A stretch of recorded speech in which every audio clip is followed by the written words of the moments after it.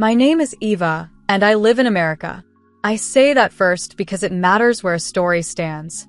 Mine stands on a small patch of grass in Cleveland, a city of brick and lake wind, where my little blue house sits on Maple Street like a polite smile in a row of tired mouths. I bought that house 2 years ago with my own hands and my own card.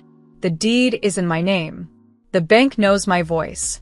When I unlock the front door, it makes a soft click I can feel in my ribs, the sound of a life I paid for month after month. $2,400 to the mortgage, $180 to water, $95 to gas, and whatever the lights and internet came to when the bill landed in my inbox with its calm numbers and its due dates. I kept all of it simple and quiet, like steady breath. I kept other things simple, too. I tracked every dollar in a plain notebook with a green cover. On the inside page, I wrote, "House first." That meant I brought lunch from home and skipped cabs and watched the sales rack like a hawk. It meant I bought the couch secondhand for $120, the coffee table for $35, and painted the walls myself on a Saturday with a small radio for company. I set up auto pay for the insurance at $110 and kept a little buffer for repairs because houses always ask for something. I even made a folder for receipts and wrote down the name of every person who ever came by to fix a thing, like Mr. Carter, who patched the roof in spring and said, "You've got a good eye, kid," which felt like a medal I didn't have to polish. You would think a mother would see all that. You would think she would look at a daughter who pays and holds and keeps the lights on and say thank you. But love inside a family can twist. It can act like a mirror that throws back the wrong face. That day, a Wednesday, I was kneeling on the rug in my room, sorting laundry and matching socks, when I heard the front door bang. The house shook a little. Mom's voice came first, then the clack of hard heels down the hall. She peered in my doorway with a cardboard box so full the bottom sagged. Her hair was pinned up in a way that means trouble. Behind her stood my sister, Chloe, with her newest manicure, and Jason, her husband, trying to look important while his eyes darted around like he was counting. "Move your junk," Mom said, and her voice had a bright edge. "They're taking this room." I laughed once because it seemed like a bad joke. "This is my room," I said. "Mom, no." She pointed at my posters, my books, my old guitar propped in the corner near the window that looks out at a maple tree older than our whole line.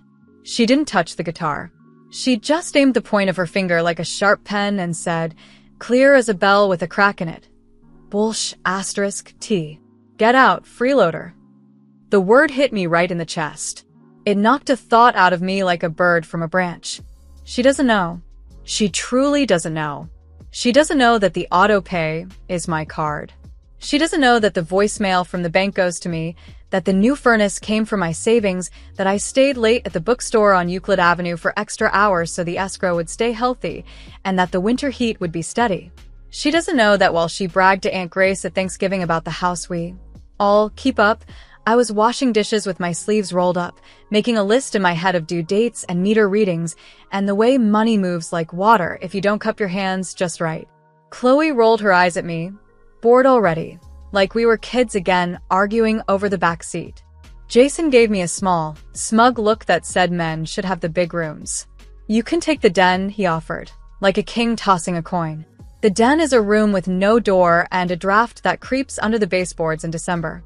I thought how funny it is that people will try to make you small inside your own house, and how easy it is to let them if you don't stand straight.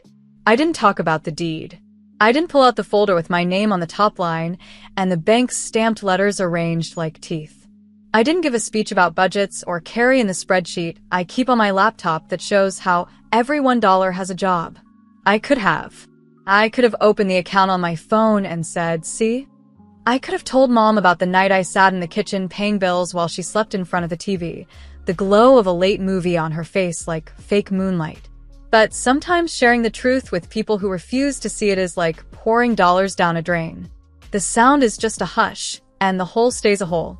I looked around my room so I would remember it. The small shelf with paperbacks, the mug full of pens, the world map tacked above the bed where I had circled Cleveland and, in a soft pencil, written America in the margin like a promise, and in one corner of the map I had scribbled Europe, near the ocean, like a note for later. I saw the lamp I fixed myself and the small rug I bought on sale for $18 when I was feeling brave. I saw the life I made by paying attention. I saw the house that trusted me. Mom started to pile my things into the box without looking at me. A sweater fell on the floor. A picture frame slid in sideways. "Hurry up," she said. "Don't make this messy." It was already messy, but not in a way a broom can touch. I stood. I picked up my phone from the nightstand. My hand was steady. I had one call I had saved in my head for months, a call I hoped I would never need, the kind you keep in your pocket when you are the person who pays, and you know the weight of that. I scrolled to the number. I looked at my mom, at Chloe, at Jason, and at the doorway they had already decided was theirs. "I hear you," I said, and I did. I heard them say, with their faces in their hands, that I belonged outside my own door. I pressed the button. The line rang. Somewhere, a system waited to do what I asked. When the voice answered, I said my name in a calm voice I barely recognized, and I said, "It's time." I didn't pack anything. I didn't collect proof. I left my pay stubs in the drawer and the note on the fridge that said, "Trash day is Tuesday," because routines can be kinder than people. I walked down the hall past the family photos where we smiled in cheap shirts at Lake Erie, past the kitchen where the list of chores sat under a magnet, past the living room where the $120 couch waited like a good dog. I opened the front door. The evening air was cool and smelled like rain and cut grass. The streetlights on Maple Street blinked on one by one, the way they always do. I stepped onto the porch, closed the door behind me, and the click was still the sound of a life I paid for. Then I walked into the Cleveland night with $40 in my wallet and my shoulders square, and I did not look back. I made the call on the sidewalk, under a streetlight that hummed like a quiet bee. The bank picked up with a calm voice that asked for my name, my date of birth, the last 4 digits of my social security number, and the answer to a question I wrote 2 years ago. "Favorite teacher?" I said, "Mrs. Quinn," and the system opened like a door. Asked them to stop every auto pay tied to the house on Maple Street. Mortgage. Utilities are drawn through bill pay. Insurance. I moved my checking balance into a new account with a fresh number. I set a new password with letters and numbers, and a phrase only I would recall. I added a 2-step code that pinged my phone. I locked the door behind me with numbers no one else knew. The rep asked if I wanted to keep a small buffer in the old account to avoid an overdraft. "No," I said, steady. "Make the balance $0." She read back the list. Mortgage draft of $2,400 paused. Water auto pay of $180 paused. Gas of $95 paused. Insurance of $110 paused. Internet and power canceled through the bank side. She gave me a reference number and said it like it mattered. It did. I wrote it on my palm in pen, and then again in my green notebook.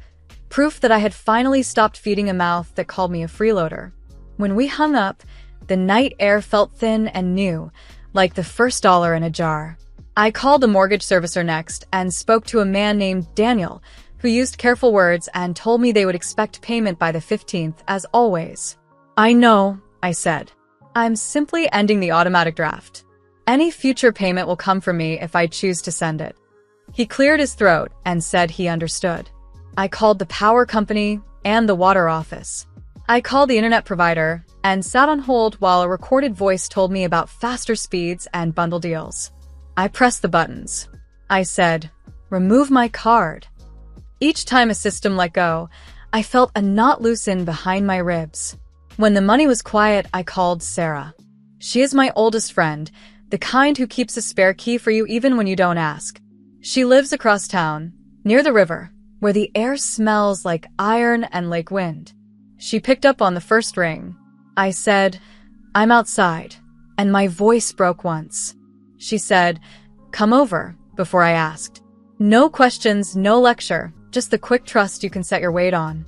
I walked 3 blocks to the bus stop, paid $2.50, and rode past the lit windows of Cleveland. I watched the faces and thought about how money is a kind of weather that people don't see until it changes. Sarah met me at her door in socks and an old college hoodie. She put a blanket on her couch and a mug of hot cocoa in my hands. The steam warmed my face like a kind hand. "You can stay as long as you want," she said. "You don't have to tell me everything tonight," I told her. The short version anyway. How Mom stood in my doorway with a box. How Chloe and Jason stared like I was a chair to be moved. How the word she used cracked like ice. Sarah shook her head and said one word I won't repeat then, softer. "You did the right thing." I cried once into the mug and felt the heat come back to my eyes. Then I slept like a person who set down a heavy bag. Morning came with the light moving across the small rug in her living room, and the sound of the river, which is really the sound of trucks and gulls, but it makes a river in your mind anyway. I took a quick shower and put on the plain black sweater I keep for work. Sarah made toast and slipped a $20 bill under my phone in case I needed a cab later. I slid it back and said, "I'm okay," and I meant it, not as a show but as a choice. In America, people like to say, "I've got it," even when they don't. Today, I had it. At the bookstore on Euclid Avenue, the morning shift is all dust and boxes. I cut tape, shelved paperbacks, and pointed tourists to the table with novels set in New York. Around noon, a couple came in with bright eyes and asked for a guidebook to Europe. I handed them one that had a clean map and short words. They told me they were saving in dollars and counting in weeks, and I liked that. Simple math. They paid $24.99 plus tax and left smiling at each other, the kind of smile that wants the future to be a straight line. I wanted that once. Maybe I still do, but I'm learning it's okay to draw a new line. On my break, I checked my phone. 7 missed calls from Mom. 3 from Chloe. 1 from Jason. 2 voicemails from unknown numbers that I knew were bill offices asking for confirmation. The kind of calm voices that don't care about hurt, only due dates. I put the phone face down and ate my sandwich. The bread was dry, but the quiet around it tasted sweet. When my hand stopped shaking, I sent one text to Sarah. "I'm okay." She replied with a heart and a photo of her cat sleeping like a comma on my coat. After my shift, I sat in the break room and wrote a small plan in my green notebook. Step 1. Change the direct deposit at work to the new account. Step 2. Update the emergency contact to Sarah for now. Step 3. Call the insurance company again and remove the house policy from auto-renewal because they always try to be helpful in ways that trap you. Step 4. Price a small storage unit in case I can go back for my things, the guitar, the map, and the mug of pens. Step 5. Keep $100 cash tucked in my wallet in case the week bends. I wrote the numbers next to each step. Neat. $0 in the old account, $40 in my wallet, 2 paychecks coming on schedule, and 1 friend who answers on the first ring. When the store closed, the sky over Cleveland was the color of wet slate. I walked to the bus with my hood up, not hiding, just keeping warm.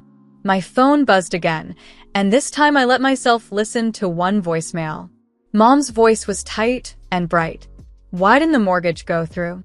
She asked like I had lost a package she was waiting for. I stopped the message at 7 seconds. I didn't know her the math yet. Not today.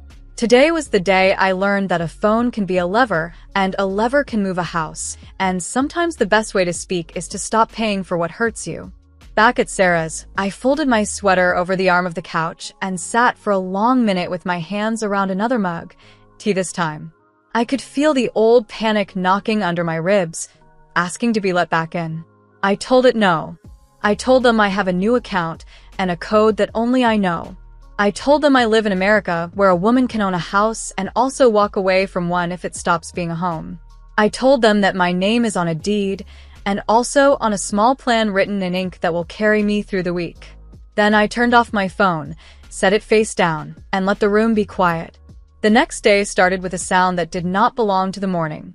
It was a deep thud from downtown, followed by sirens that stacked on top of each other until the air itself seemed to shake. News alerts flashed across my phone. A bomb had gone off near the square. People ran. People cried. News vans crowded the street like metal cattle. A line formed outside the clinic for blood donations that wrapped around the block twice. I texted the few people I love. "Are you safe?" No one I knew was hurt, but fear moved through Cleveland like smoke under a door. I held Sarah's hand on her couch and watched the anchors run out of new words. For a few hours, The whole city spoke in whispers. Even the gulls over the river seemed to lower their voices. We made coffee and stood by the window and looked at nothing. I kept thinking how fast life can tilt, how a street can turn from normal to sirens in one breath. The quiet inside me did not last. By noon, my phone lit up with money talk, sharp and bright. Mom's first text read, "Why didn't the mortgage go through?" Then Chloe, "Power company says we're late. Fix it." Jason added, "Internet's down. We have work." It was strange, the way disaster can sit beside daily bills, how the same screen can hold a city's fear and a family's due dates. I stared at the messages until the words blurred. I had stopped all their payments. I had pulled my card and closed the door behind my dollars. The house they took from me would now have to carry itself. I didn't reply. I set the phone face down and poured more coffee, though my hands shook and the cup clinked against the counter. Sarah squeezed my shoulder. "Do you want me to answer for you?" she asked. "No," I said. "Today I don't explain." Outside, the city's sirens kept threading the air, like someone pulling a loud needle through cloth. Later, Aunt Grace called, whispering as if the walls in my old house had ears. "Your mother is losing it," she said. She told me Chloe dropped the ball. She says the bank called, and the power company is going to charge a fee. I looked at the green notebook open on Sarah's table, my small plan written in neat lines. "That's not what happened," I said. "I paid the bills. All of them. For 2 years." I listed them in a steady voice, the way I used to list them to myself on payday. $2,400 mortgage, $180 water, $95 gas, $110 insurance, plus the lights and internet. "I stopped paying," I said. "I stopped yesterday." There was a long silence. Then Aunt Grace said one small word, soft and heavy. "Oh." While the city counted injuries and the mayor spoke about safety, reality did math in my mother's kitchen. The mortgage was already past due because the draft didn't pull. The water company wanted $360, 2 cycles, and a fee for being late. The insurance canceled the policy at midnight, neat and cold as a stamp. The power company sent a message that said, in calm words, they would start the process of turning off the lights. I knew these voices. I had carried them like a secret soundtrack for 2 years. Now my mother heard them for the first time, and it was like hearing your own name in a strange room. I could picture the scene without being there. Pots clattering, a drawer slamming, paper bills spread across the table like a losing hand. Mom turned to Chloe, the daughter she loved best. "You were supposed to cover it," she said, not a question. "You and Jason said you had it." Chloe's voice was going high and thin, and Jason was scratching his head and talking about a paycheck that hadn't landed yet. It is easy to plan with dollars that are not yours. It is harder to face a number that doesn't move when you ask it to. By late afternoon, Mom called again. I let it go to voicemail. Then she called once more, and I answered because some lines should not be cut, even when they sting. "Eva," she said, and her voice had lost its hard edge. "Please, did you change something?" The bank says. I kept my tone even, simple, like a sign with big letters. "I ended the autopay," I said. "I removed my card. I will not be paying for the house." She sucked in a breath. I could hear the kitchen air, the hum of the old fridge I bought for $420 on sale. "But how will we?" she started. "You will have to pay," I said. "Or make a plan." I did not say more. I did not offer a bridge back to the place where I was the quiet wallet in the wall. We stayed on the line and listened to each other breathe. Then I said goodbye. When the news finally said the immediate danger had passed, Sarah and I walked to the square with a bag of bottled water we bought for $9. We handed them to a few tired faces and went home. In the elevator, a man with a city logo on his jacket said, "Rough day." I nodded. I did not tell him that my day had 2 kinds of alarms, one for sirens and one for bills. Back in the apartment, I opened my notebook and wrote down the facts. House, not my cost. Phone, on silent. Work, steady. Savings, small but alive. I added a line I had not dared to write before. My life belongs to me. Close to evening, a man named Daniel from the mortgage office called to confirm your instructions. He spoke in careful terms, the kind used in letters with fine print. He reminded me of late fees, grace periods, and consequences. I told him I understood every word. I'll note the file, he said. For your records, you may receive letters. I will, I said. When we hung up, I felt a clean emptiness where the weight used to sit, like a shelf after you box up the heavy books. The quiet made room for air. Night came. The sirens slowed. The square began to look like a place again instead of a wound. I brushed my teeth and sat on the couch with Sarah, both of us tucked into blankets. I thought of my mom finding the drawer with my pay stubs and the neat piles of receipts. The way her face must have changed when she saw my name next to the numbers she thought came from nowhere. The truth had landed at last, a heavy book on the only shelf that fit it. I did not feel triumph. I felt tired. I felt like a person who had carried a house on her back and finally set it down. Before bed, I sent one last text to Mom. I'm safe. That was all. It was true, in more than one way. I turned off the lamp and let the room be dark. In America, even on rough days, tomorrow still puts itself on the calendar. I would go to work. I would keep my plan. The bills would keep speaking at my old house, and my mother would hear them. The world had shaken. The math had spoken. And somewhere between the blast and the balance, I had found a small, solid piece of myself that no one else could spend. Mom showed up at Sarah's place on a gray morning with a folded paper clutched in both hands. Rain hung low over Cleveland, soft and cold, the kind that makes the sidewalk shine. She looked older than she had 7 days ago, as if a year had climbed onto her back while she slept. Eva, she said at the door, voice small, I'm sorry. She held out the paper. It was a list in my own careful lines. Mortgage $2,400, water $180, gas $95, insurance $110, notes about due dates, names of reps, the reference number I had written on my palm after the call. She had found my drawer. She had found the pay stubs, the budgets, the fridge notes about trash day. She had found my quiet work. I'm sorry, she said again. Please come home. We stood in Sarah's small front room where the river wind sneaks under the windows. I breathed in, slow. Home is not a place where I am called a freeloader in my own room, I said. My words were plain and even. You chose Chloe and Jason over me.